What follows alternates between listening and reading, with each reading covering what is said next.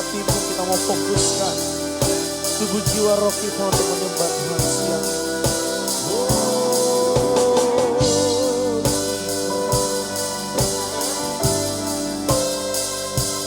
Kita mau nyatakan besar dan ajaiblah karya-Mu. Besar dan ajaiblah karya-Mu, adil dan benarlah jalan-Mu, Raja segala bangsa yang maha kuasa, mulia nama-Mu. Besar dan ajaiblah karya-Mu, adil dan benar, adil dan benarlah jalan-Mu. Benar Tuhan, Raja segala bangsa yang maha kuasa, mulia nama-Mu. Layaklah, layaklah segala bangsa sujud kepada-Mu. Sebab Kau Allah yang kudus, layak layaklah, layaklah segala bangsa sujud kepada-Mu. Sebab Kau Allah yang kudus, layak disembah. Terima kasih Tuhan, Kau begitu besar dan ajaib. Katakan bersama, besar dan ajaiblah karya-Mu, adil dan benar, adil dan benarlah jalan-Mu. Benar Tuhan, Raja segala bangsa yang maha kuasa, mulia. Sekali lagi dari awal, Wisungku nyatakan, besar dan ajaiblah karya-Mu. Kami percaya Tuhan, adil dan benarlah jalan-Mu. Jesus, Raja segala bangsa yang maha kuasa, mulia nama-Mu. Layaklah, oh, layaklah segala bangsa sujud kepada-Mu. Amin. Sebab Kau Allah yang kudus, layak layaklah, oh, layaklah segala bangsa sujud kepada-Mu. Sebab Kau Allah yang kudus, layak disembah.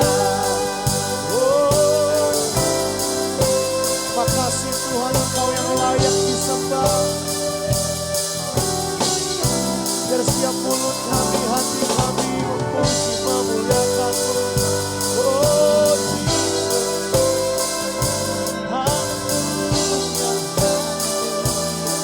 Mari jemaat Tuhan saja nyatakan, layaklah, layaklah segala bangsa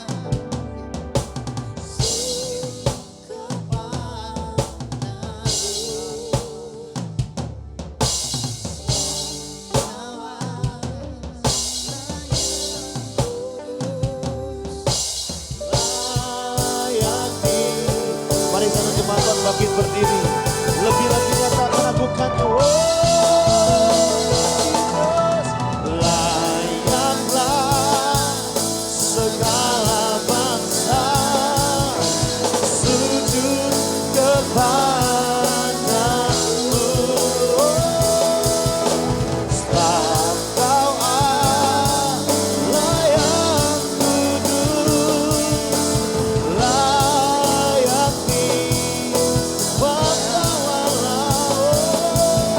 Sebab Kau Allah yang kudus, layak sekali lagi dari hatimu dengan rasakan menyatakan.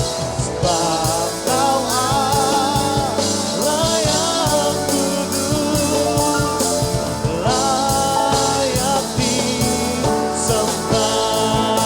Oh Yesus, Kau yang layak disembah, Kau yang layak dipuji, tiada yang seperti-Mu. Kami tahu Kau yang layak, terpujilah nama-Mu. Yesus, kami sembah Kau siang ini Tuhan. Dia mengenal setiap hati kita yang memiliki kerinduan. Oh, haleluya, haleluya, haleluya, haleluya, Jesus, Yesus, Kau yang layak dipuji, Kau yang layak disembah, tiada yang seperti-Mu, seperti-Mu, Tuhan Yesus. We thank You Lord. Kasih ucapan syukur kita siang ini, karena Engkau baik Tuhan, Engkau dahsyat, Engkau hebat. Oh Yesus yang ajaib, terima kasih Tuhan. Thank You Lord. Makasih Tuhan, makasih sepanjang penyertaan-Mu di masa-masa sulit ini. Tuhan mengajarkan kami untuk lebih lagi mengasihi Engkau Tuhan. Untuk itu siang hari ini dengan apa kami balas kebaikan-Mu selain kami meninggikan Engkau Tuhan. Banyak kelemahan kekurangan kami, tapi Kau melihat hati kami yang mau terus berbuah dan berbuah lebat Tuhan. Terima kasih Tuhan, Kau yang layak kami tinggikan siang ini. Tinggikan diri-Mu, yes Lord, mengatasi langit. Kebesaran-Mu Tuhan mengatasi bumi. Tinggikan diri-Mu, yes Lord, mengatasi langit. Kemuliaan-Mu, kemuliaan-Mu Tuhan, mengatasi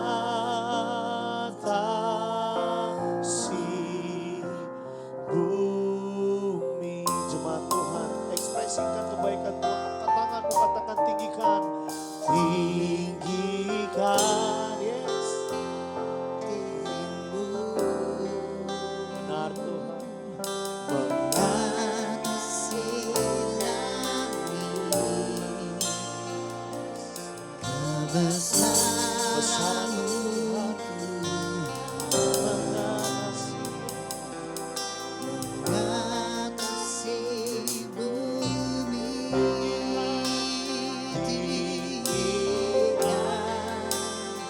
Kami kagum akan Engkau Tuhan, yes Lord, mengatasi langit. Oh, kemuliaan-Mu Tuhan.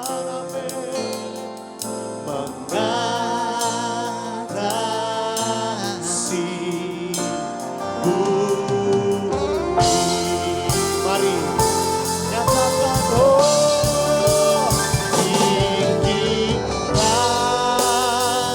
dirimu, amin, mengatasi langitmu,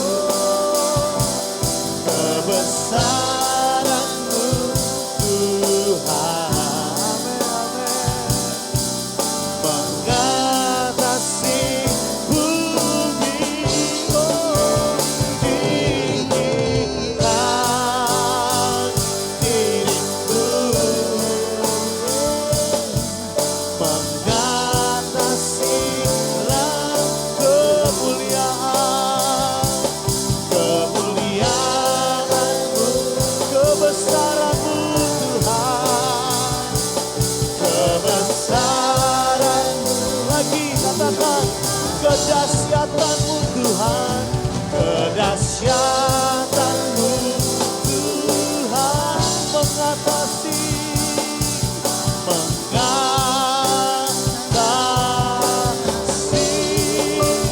bumi. Haleluya. Berikan tepuk tangan terbaik kemuliaan buat Tuhan. Haleluya. Terima kasih Tuhan.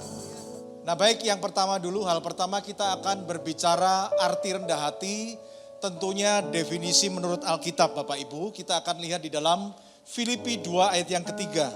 Dengan tidak mencari kepentingan sendiri atau pujian yang sia-sia, sebaliknya hendaklah dengan rendah hati yang seorang menganggap yang lain lebih utama daripada dirinya sendiri. Jadi menurut Alkitab, rendah hati itu adalah satu sikap hati, bagaimana seseorang itu bisa menganggap orang lain itu lebih utama, lebih penting, ya mungkin lebih baiklah dari dirinya sendiri. Meskipun dengan catatan sebetulnya dia itu lebih dari orang lain.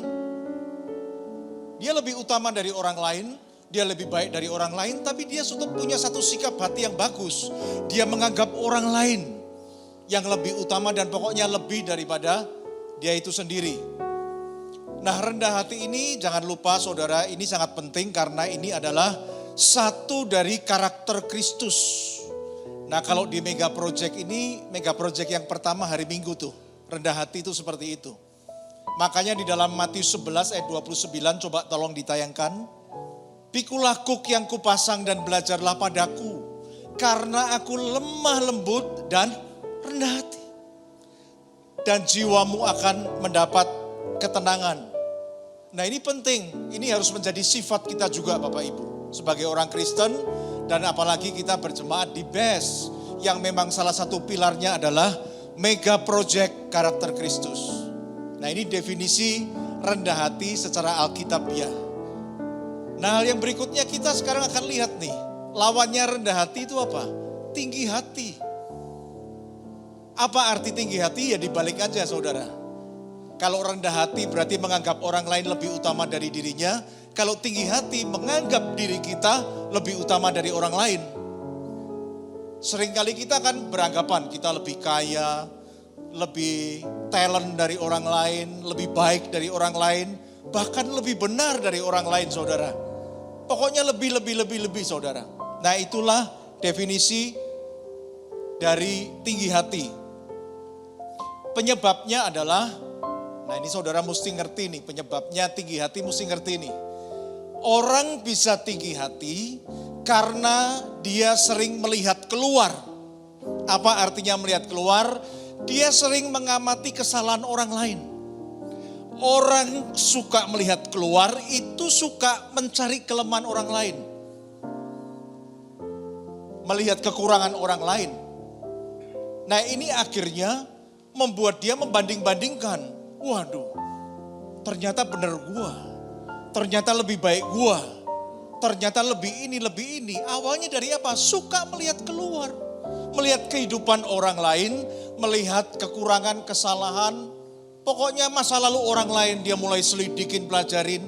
Dan akhirnya dia mulai membanding-bandingkan Bapak Ibu. Dan akhirnya ini kalau diteruskan terus, akhirnya dia merasa lebih baik dari orang lain. Lebih utama dari orang lain. Kita lihat ciri-ciri yang pertama nih. Orang yang tinggi hati itu sukar mengalah.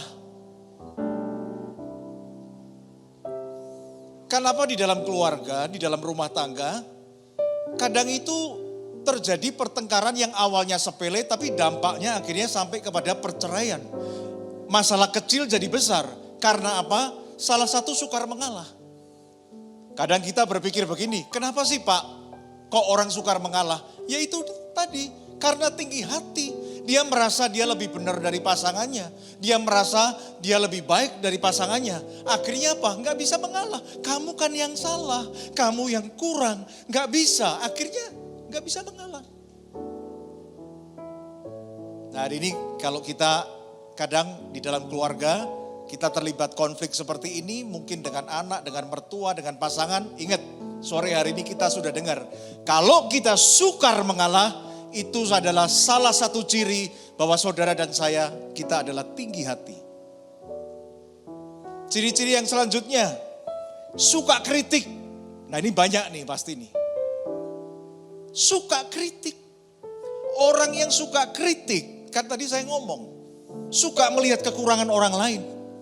Merasa dirinya lebih benar dari orang lain. Akhirnya dia mulai kritik ini, dia mulai komentarin ini, dia mulai komen ini, komen itu, komen itu. Bukannya salah, tetapi hati-hati saudara. Itu tandanya saudara sudah tinggi hati. Saudara merasa lebih benar dari orang lain. Saudara mulai mengukur sehingga setiap orang yang lakukan, saudara komentarin terus, biarpun benar, saudara selalu merasa itu salah. Nah, ini bahaya sekali nih saudara, suka kritik. Dan kemudian ciri-cirinya yang lain adalah sukar bertobat. Orang kalau sombong, orang kalau tinggi hati, saya pastikan sukar bertobat.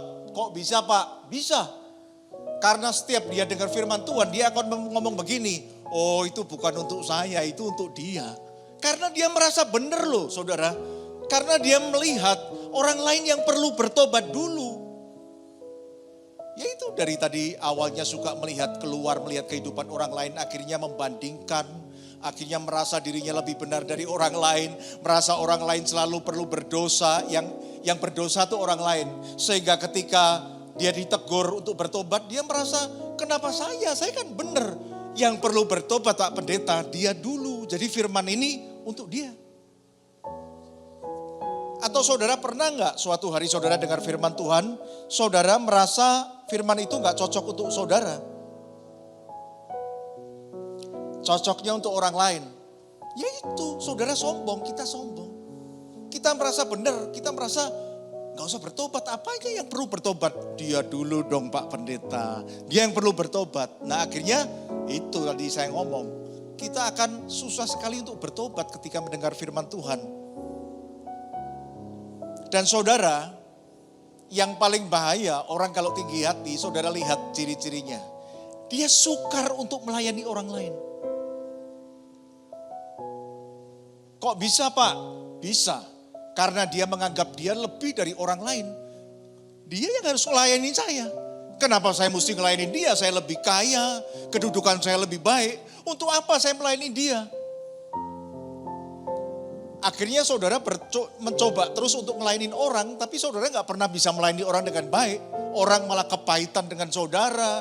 Karena apa? Sifat kita yang merendahkan orang lain, kita merasa lebih baik dari orang lain. Kalau saudara posisi seperti ini, saudara akan sukar untuk melayani. Saudara sudah punya posisi saya bos, saya yang harus dilayani, saya lebih kaya, lebih baik. Gak mungkin saudara bisa melayani orang lain kalau saudara menganggap orang lain tuh lebih rendah dari saudara, nggak bisa.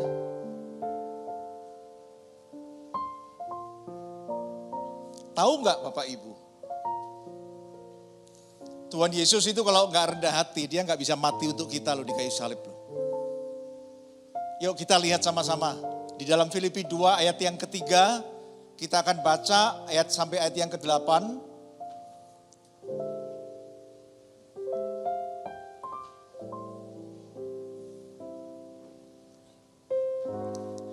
Mega Project, karakter Kristus yang pertama hari Minggu apa? Rendah hati. Mega Project, karakter Kristus yang kedua hari Minggu apa? Merendahkan diri. Luar biasa, beri tepuk tangan untuk kita semua. Saudara mesti hafal semua nih. Yang ketiga apa hari Minggu? Pengabdian. Ini bukan satu kebetulan, tapi saya percaya ini dari Tuhan, bahwa rendah hati, merendahkan diri dan mengabdi itu satu urutan, saudara. Untuk saudara bisa merendahkan diri, saudara harus rendah hati dulu. Dan ternyata ini semua ada di dalam Filipi 2 ayat 3 sampai 8. Ini tentang Yesus. Bagaimana untuk dia mati taat di kayu salib. Yang pertama, dia harus rendah hati dulu. Dan kemudian dia harus merendahkan diri. Baru dia bisa taat mati di kayu salib. Kita lihat secara berurutan. Kita lihat yang pertama dulu bahwa Tuhan Yesus merendahkan hatinya. Dengan tidak mencari kepentingan sendiri atau pujian yang sia-sia. Sebaliknya hendaklah dengan rendah hati, tadi sudah kita baca. Yang seorang menganggap yang lain lebih utama daripada dirinya sendiri. Kalau Yesus tidak pernah menganggap saudara lebih penting, dia tidak akan mati di kayu salib untuk kita. Dia menganggap saudara lebih penting dari dirinya, bahkan dari dirinya loh Bapak Ibu. Dan janganlah tiap-tiap orang hanya memperhatikan kepentingannya sendiri tetapi kepentingan orang lain juga. Ini orang kalau rendah hati pasti begini. Dia memikirkan orang lain, menganggap orang lain lebih utama. Akhirnya apa? Dia memikirkan kepentingan orang lain. Itu berbicara rendah hati. Nah setelah rendah hati, apa yang Tuhan Yesus lakukan? Dia merendahkan diri saudara. Kalau merendah hati itu kan berbicara masalah hati. Tapi merendahkan diri itu lebih berat lagi. Karena itu bicara menanggalkan status. Meletakkan statusnya sebagai Tuhan, Raja menjadi seorang hamba. Meletakkan haknya sebagai anak raja. Mengambil rupa seorang manusia yang hina. Untuk apa? Untuk bisa melayani kita. Kalau hari ini posisi kita Tuhan, percayalah kita tidak akan pernah bisa melayani orang dengan baik. Ayat yang kelima. Hendaklah kamu dalam pikiranmu bersama. Kita mulai hal yang kedua ya ini ya. Merendahkan diri. Hendaklah kamu dalam hidupmu bersama menaruh pikiran dan perasaan yang terdapat juga dalam Kristus Yesus 6. Yang walaupun dalam rupa Allah, perhatikan ini proses merendahkan diri, menanggalkan status. Please. Tidak menganggap kesetaraan dengan Allah itu sebagai milik yang harus dipertahankan. Ayat yang ketujuh.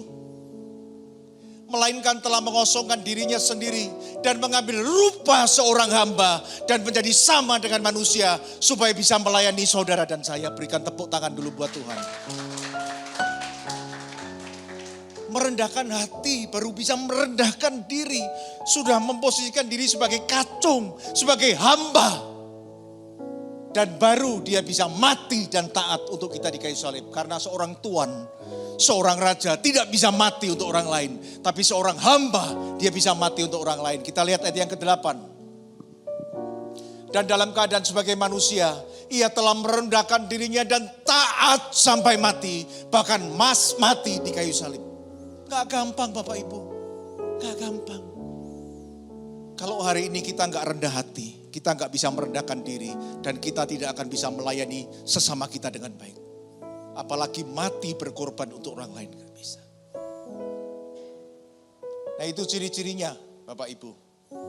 Orang yang rendah, orang yang tinggi hati itu seperti apa? Dan tahukah Bapak Ibu bahwa tinggi hati ini dibenci oleh Tuhan? Dibenci saudara. Saudara ingat 2 orang masuk ke dalam bait Allah. Yang seorang adalah pendeta, orang Farisi. Yang kedua adalah seorang pendosa, pemungut cukai. Mestinya menurut logika kita yang diterima oleh Tuhan pasti orang agama ini. Orang Farisi. Tetapi apa yang terjadi? Yang diterima Tuhan adalah justru orang pendosa. Karena apa?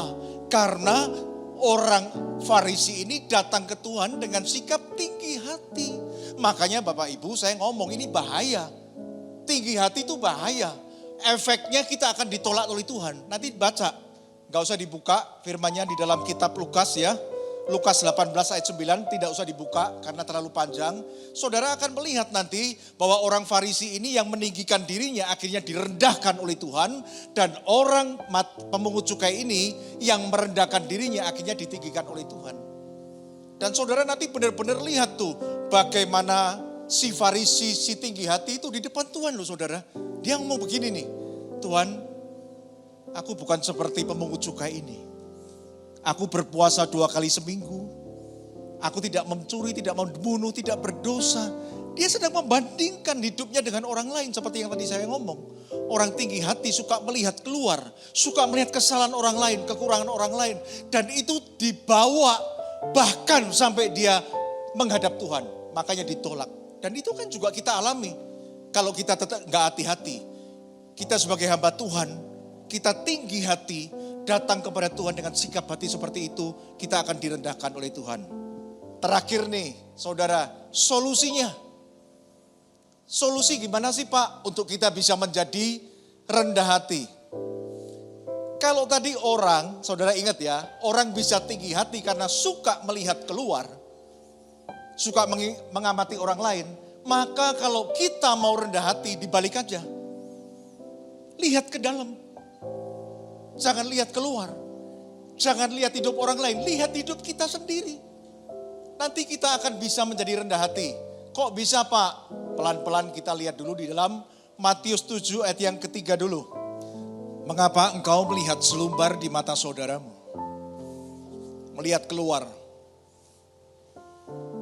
Selumbar itu saudara kalau tahu itu serpian kecil kayu itu loh. Pecahan kayu yang kecil-kecil itu selumbar. Berarti ini sesuatu yang kecil kalau kita ngomong selumbar. Mengapa engkau melihat selumbar di mata saudaramu? Kenapa kamu suka melihat kesalahan kecil orang lain, saudaramu? Sedangkan balok, saudara ngerti balok kan, itu kayu gedenya minta ampun tuh. Jadi selumbar sesuatu yang kecil diperbandingkan dengan balok sesuatu yang besar. Tuhan ngomong, lah balok kesalahan besar di dalam matamu tidak engkau ketahui. Kamu suka melihat keluar. Ayat yang keempat. Bagaimana engkau dapat berkata kepada saudaramu, biarlah aku mengeluarkan selumbar itu dari matamu. Padahal ada balok di dalam matamu. Ayat yang kelima. Hai orang munafik. Siapakah orang munafik? Saudara dan saya. Amin. Amin, benar enggak ini saudara? Kalau kita sadar kita munafik, kita cepat bertobat. Kalau kita bilang orang lain yang munafik, oh Pak itu gak cocok untuk saya, itu orang lain yang munafik, kita sukar untuk bertobat. Amin saudara, memang kita yang munafik. Kita lihat ayat yang kelima. Hai orang munafik, keluarkanlah dahulu balok dari matamu. Maka engkau akan melihat dengan jelas untuk mengeluarkan selumbar itu dari mata saudaramu. Tuhan ngomong, lihat ke dalam dulu. Lihat dong. Di dalam itu kamu kaget, kamu bukan ketemu selumbar, kamu ketemu balok. Kamu ketemu kesalahan besar. Sekarang problemnya kenapa kita suka ngurusin orang lain. Kenapa kita suka menyapu halaman depan orang lain. Padahal halaman rumah kita juga kotor. Kenapa saudara mengungkit, mengkritik kesalahan kecil orang lain. Padahal kita ini punya kesalahan yang besar. Betulin dulu dong. Lihat ke dalam. Nah ketika melihat ke dalam, engkau akan melihat ada balok. Sehingga akhirnya engkau akan bilang begini, ya ampun. Aku tuh ternyata lebih berdosa dari dia loh. Ya ampun, aku lebih salah dari dia loh. Nah kalau sudah begini saudara akan jadi rendah hati. Saudara akan menganggap orang lain lebih baik. Selama ini kan saudara menganggap saudara lebih baik, lebih benar. Sekarang ketika engkau sadar dosamu begitu besar, engkau gak akan bisa kritik orang lain lagi. Katakan amin dulu. Engkau gak akan bisa menjelekkan orang lain lagi. Karena kita sadar kesalahan kita begitu besar. Saya ajak kita melihat satu firman Tuhan, ini bagus banget, cakep saudara. Dalam firman ini saudara akan lihat nanti Yesus memberi contoh kepada kita bagaimana dia mengajak kita untuk melihat ke dalam. Supaya nanti kita tidak akan mengkritik, supaya kita akan jadi rendah hati. Kita lihat di dalam Yohanes 8 ayat yang kedua.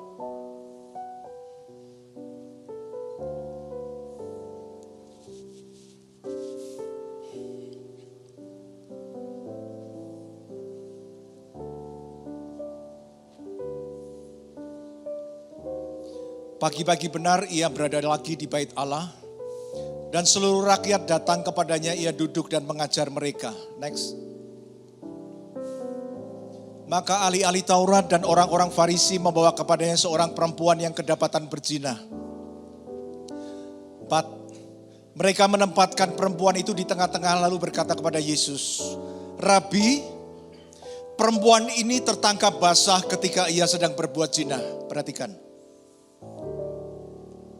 Musa dalam hukum Taurat memerintahkan kita untuk melempari perempuan-perempuan yang demikian.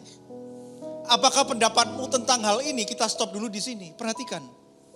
Jadi sekelompok ahli Taurat orang Farisi bawa seorang perempuan yang ketangkap berzina dibawa ke depan Yesus.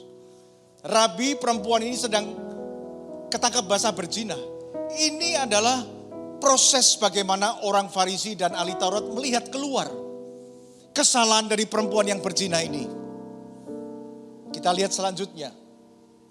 Ayat selanjutnya.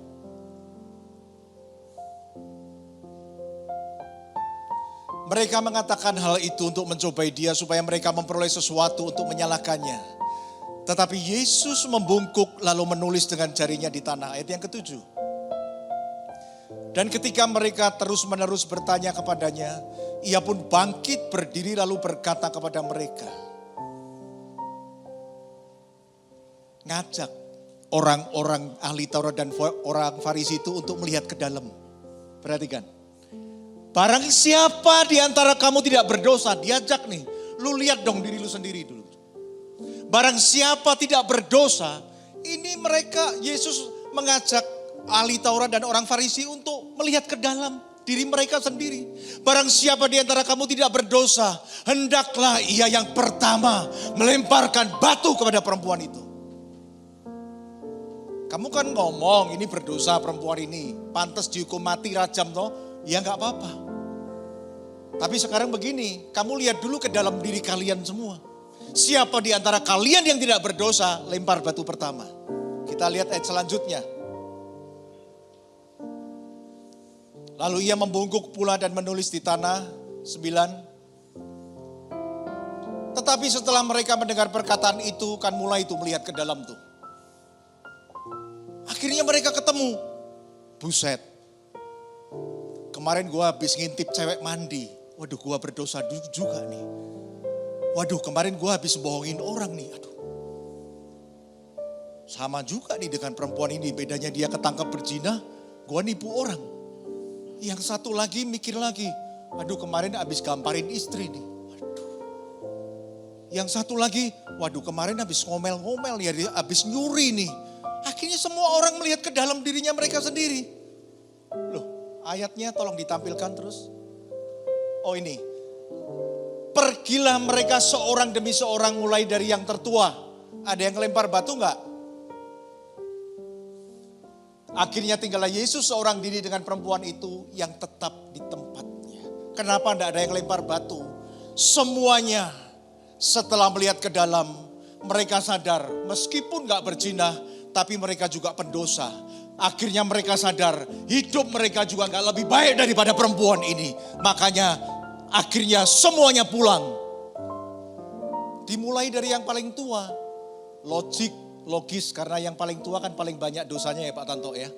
Anak kecil sama orang tua dosanya gak mungkin sama. Pasti lebih banyak yang tua, berikan tepuk tangan dulu buat Tuhan. Dimulai dari yang tua, yang pulang duluan. Coba saudara lihat. Mereka sekarang jadi rendah hati semua. Gak berani kritik. Gak berani menghakimi. Karena apa? Sudah melihat ke dalam. Ketemu balok. Ketemu balok Bapak Ibu. Dan saya mau ingatkan. Ini tinggi hati ini. Suka melihat orang lain bersalah. Melihat dirinya benar, gak pernah melihat ke dalam ya. Suka melihat keluar ini menjadi bagian dari kehidupan saudara dan saya. Terutama saya dan Pak Tanto. Pasti, semakin tinggi posisi kita di dalam bahaya yang lebih besar lagi soal tinggi hati ini. Kita jadi sering melihat orang lain, kesalahan orang lain, lupa untuk melihat ke dalam. Sebagai penutup Bapak Ibu, saya akan ajak Bapak Ibu untuk melihat seorang tokoh Alkitab. Dia terjebak juga, suka melihat keluar, jarang melihat ke dalam sehingga dia hanya bisa melihat kesalahan orang lain. Tidak pernah sadar bahwa hidupnya ternyata jauh lebih buruk dari orang lain. Dia suka melihat selumbar orang lain, tapi dia tidak pernah melihat balok di dalam hidupnya sendiri. Siapa? Daud. Daud itu memang keterlaluan. Dia suruh Uria, suami Batseba, pergi perang. Dia ambil istrinya. Jahat gak Bapak Ibu? Gak jahat ya? Jahat gak? Jahat banget. Jahat banget. Tapi Daud gak pernah sadar. Makanya saya ngomong, Pak, ini dosa bahaya. Seringkali kita gak sadar. Sehingga akhirnya apa? Untuk mentobatkan Daud ini, Tuhan utus Uria. Utus Nathan, Nabi Nathan. Dan saudara ngerti gak? Orang kalau sudah sekelas Daud, sudah sekelas pemimpin begitu, itu gak bisa ditegur langsung, marah. Dibongkarnya mesti pelan-pelan. Pakai cerita Bapak Ibu. Pakai cerita. Kita lihat di dalam 2 Samuel 12 ayat 1. Tapi agak panjang sampai 10 gak apa-apa.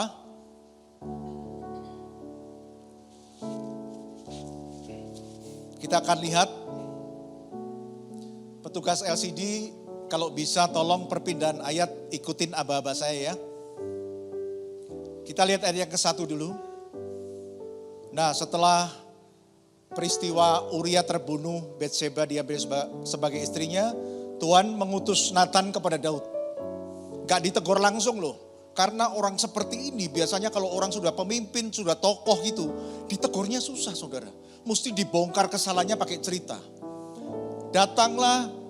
Ia datang kepada Daud dan berkata kepadanya, Daud, ada 2 orang dalam satu kota, pakai cerita, perhatikan. Yang seorang kaya, yang lain miskin. Next. Si kaya mempunyai sangat banyak kambing, domba, dan lembu sapi. Next. Si miskin tidak punya apa-apa, selain daripada seekor anak domba betina yang kecil, yang dibeli dan dipeliharanya. Anak domba itu menjadi besar padanya bersama-sama dengan anak-anaknya. Coba bayangin saudara. Makan dari suapnya dan minum dari pialanya dan tidur dari pangkuannya. Seperti seorang anak perempuan baginya. Karena itu kan satu-satunya anak domba betina. Jadi sudah dianggap kayak anaknya sendiri saudara. Artinya apa? Ini kesayangan. Kita lihat ayat yang selanjutnya. Pada suatu waktu orang kaya itu mendapat tamu. Dan ia merasa sayang mengambil seekor dari kambing domba atau lembunya untuk memasaknya bagi pengembara yang datang kepadanya itu. Padahal ternaknya banyak loh. Apa susahnya sih dipotong satu dibuat menjamu tamunya? Betul gak Bapak Ibu? Kan dia orang kaya. Tapi dia gak mau. Jadi ia mengambil anak domba betina punya kepunyaan si miskin itu. Dan memasaknya bagi orang yang datang kepadanya itu. Ini menjurus kurang ajar Bapak Ibu. Sudah jahat kurang ajar. Ternaknya banyak gak mau diambil, dia malah ambil satu-satunya kepunyaan si miskin itu. Diambil, dimasak, disajikan untuk tamunya. Next. Lalu begitu mendengar cerita itu, lalu Daud menjadi sangat marah karena orang itu. Biasa sedang melihat keluar nih Daud. Daud sedang melihat kesalahan orang kaya itu. Dia melihat kekurangan orang lain. Makanya dia menjadi marah dan ia berkata kepada Nathan, demi Tuhan yang hidup, orang yang melakukan itu harus dihukum mati. Wih, seru juga nih Bapak Ibu. Ngambil anak domba orang, hukumannya apa? Gak cukup. Kita lihat ayat selanjutnya. Dan anak domba betina itu harus dibayar gantinya 4 kali lipat. Gak cukup hukuman mati, harus ganti 4 kali lipat. Karena ia telah melakukan hal itu dan oleh karena ia tidak kenal belas kasihan. Proses nih, melihat keluar nih. Daud sedang mengamati, kejem banget nih orang kaya ini. Ngambil anak domba perempuan milik tetangganya yang miskin. Hukum mati. Dan gak cukup, ganti 4 kali lipat. Karena apa? Ini kejahatan berat nih saudara. Ini memang yang ditunggu oleh Nabi Nathan. Daud ngomong begini memang ditunggu. Nabi Nathan menunggu Daud itu melihat kesalahan orang lain seperti apa, Makanya pada ayat selanjutnya dikatakan begini.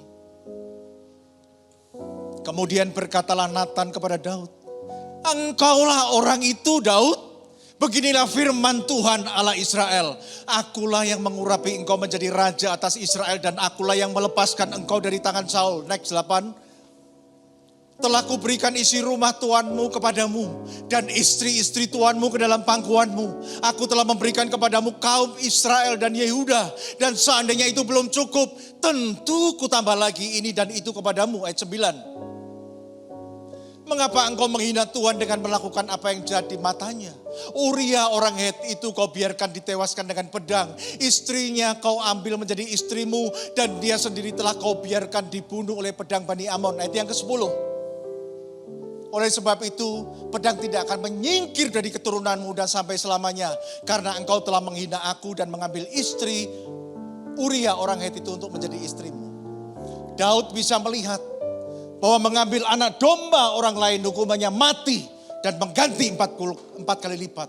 Terus kalau ngambil istri orang lain dan suaminya dibunuh, hukumannya apa? Saya mau tanya kepada saudara. Dia bisa melihat keluar. Dia bisa menghakimi, oh kalau kamu cocok dihukum mati. Dia gak ngerti. Dia sedang melihat selumbar di mata orang lain. Tetapi balok di dalam hidupnya yang dia lakukan lebih jahat. Dia tidak pernah sadar. Saya mau tanya sekali lagi, kalau ngambil anak domba betina hukumannya mati, ngambil istri orang hukumannya apa? Itu problem kita. Hari ini kita juga begitu. Kita sering gak sadar Bapak Ibu. Kita sering gak sadar bahwa kita seperti Daud itu.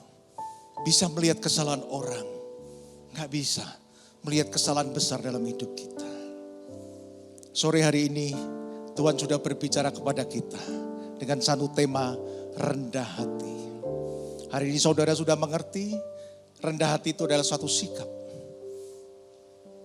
Menganggap orang lain lebih utama, lebih baik daripada diri kita. Meskipun pada kenyataannya kita lebih baik dan utama dari orang lain. Seperti Tuhan Yesus. Dan kita juga tahu ini salah satu sifat Tuhan Yesus. Karakter Tuhan yang harus menjadi karakter kita juga. Kita juga sudah mengerti apa itu tinggi hati.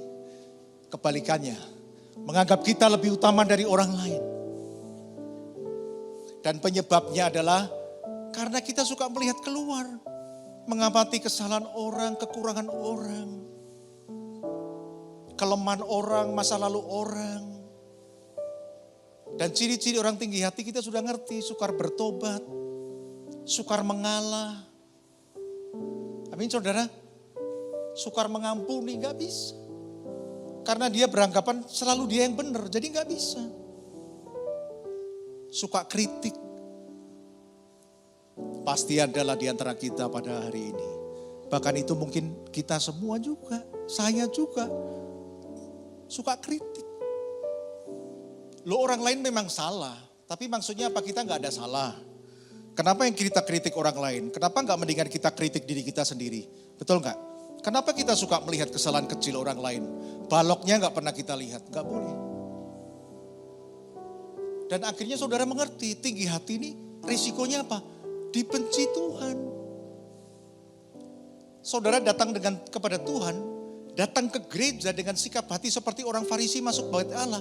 Membandingkan dirinya lebih baik dari orang lain, itu dosa di mata Tuhan. Meskipun memang pada kenyataannya saudara lebih baik dari orang lain loh. Betul gak yang diomongin orang Farisi itu? Aku membeli persepuluhan 2 kali seminggu, tidak berzina. Loh itu betul. Tapi kalau sampai kita membandingkan kebaikan itu dengan orang lain, kekurangan orang lain. Itu sudah satu sikap tinggi hati di hadapan Tuhan dan kita akan direndahkan. Dan hari ini puji Tuhan, yang terpenting kita sudah ngerti solusinya. Katakan amin dulu. Solusi untuk rendah hati apa? Melihat ke dalam. Kalau tadi tinggi hati melihat keluar, sekarang mau rendah hati, sering-sering introspeksi.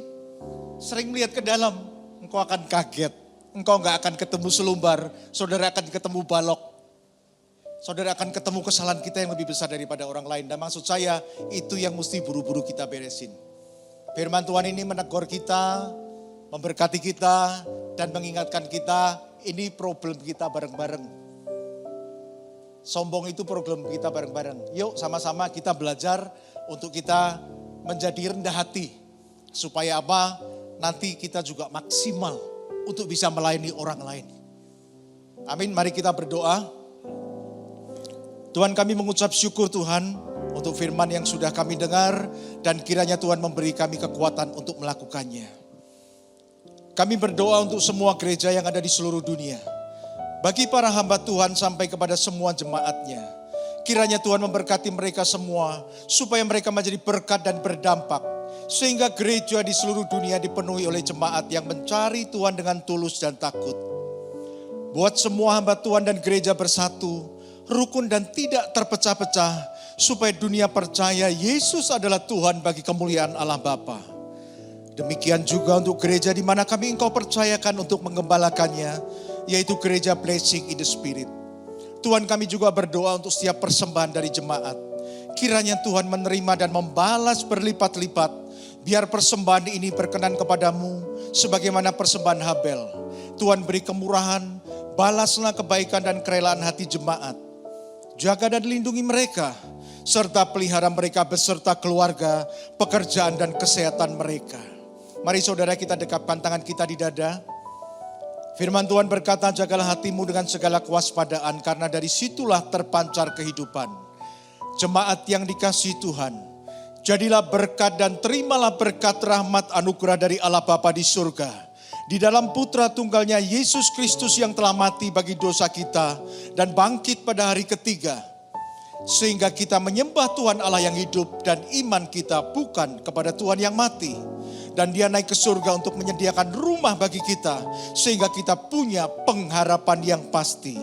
Dan dia akan datang kembali untuk kedua kalinya. Menjemput gereja dan umatnya yang berjaga-jaga, kudus, dewasa dan bijaksana serta menghakimi dunia. Dan di dalam persekutuan dengan Roh-Nya yang kudus, yang membuat hati kita berkobar-kobar dan roh kita menyala-nyala di dalam kasih semula. Roh Kudus yang menghibur, menguatkan, memelihara, menginsyafkan, menuntun dan memimpin kita kepada kebenaran dan kekudusan, serta menjadi saksi Kristus mulai hari ini sampai selama-lamanya. Amin.